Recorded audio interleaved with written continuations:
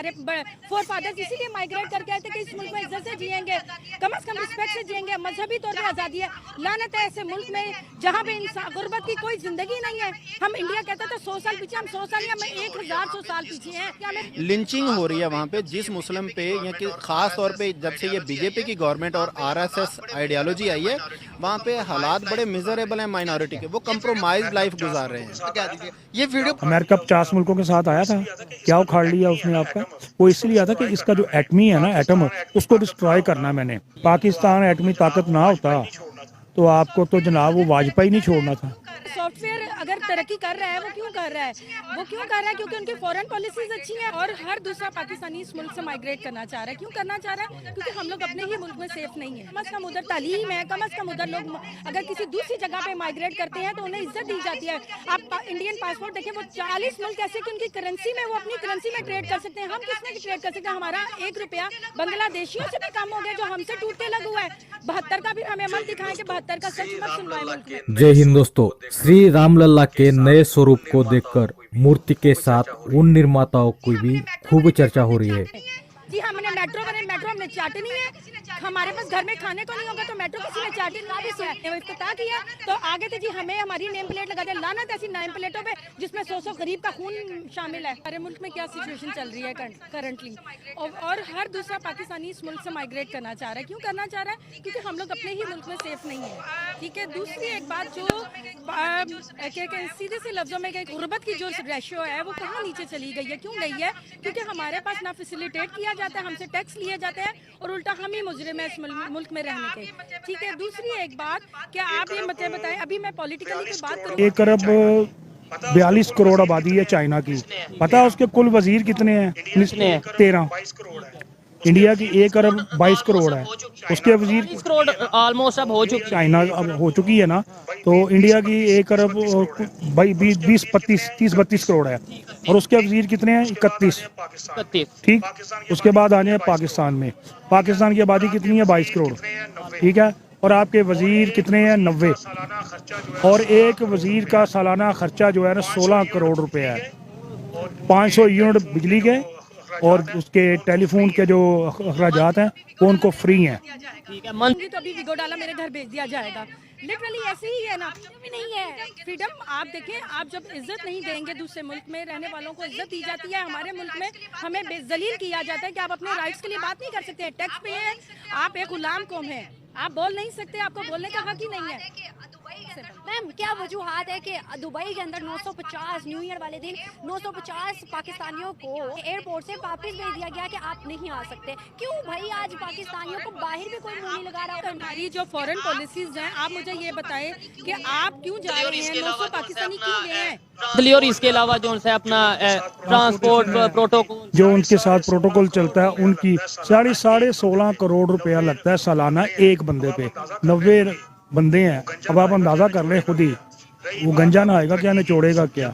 रही बात आपकी तरक्की की, जब तक आप ये काम नहीं करते, चाइना में तरक्की की रफ्तार देख लें। 1960 में मैं उस दिन पढ़ रहा था कि जापान को आपने कर्जा दिया था। अब जापान कहाँ पे है? आप कहाँ पे हैं? मोदी साहब जो है ना, वो एक उनका विजन है कि हमने हिंदुस्तान को आसमान की बुलंदियों पे लेके, हम आसमान कहते हैं, वो आकाश कहते हैं, आकाश की अथाह बुलंदियों पे लेके जाना है हमने। ठीक है। तो अब वहाँ विजन में कितना पूरा उतर रहे हैं या उम्मीद नजर आ रही है? विजन में पूरा 100% उतर रहे हैं। 500 साल बाद होने वाले भगवान राम जी के प्राण प्रतिष्ठापना का मुहूर्त जैसे ही नजदीक आ रहा है, उसी तरह पूरा भारत ही नहीं बल्कि पूरी दुनिया में भक्तिमय वातावरण हो गया है। आपको बता दे, मूर्तिकार अरुण योगीराज और GL भट्ट ने राम भगवान की श्याम रंग की मूर्तियां बनाई है, तो वही राजस्थान के सत्यनारायण पांडे ने भगवान राम की श्वेत रंग की मूर्ति को बनाया है। मैसूर के रहने वाले अरुण योगीराज द्वारा बनाई गई मूर्ति का चयन राम मंदिर के लिए हुआ है।